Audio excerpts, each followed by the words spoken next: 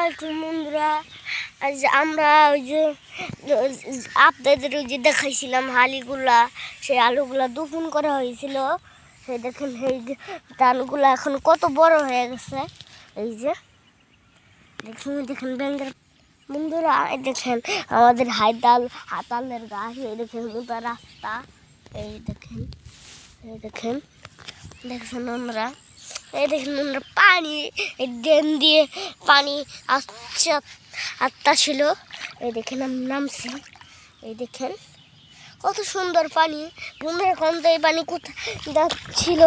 এই পানিটা যাচ্ছিল আমাদের ধান খেতে। ওই দেখেন ধান ক্ষেত,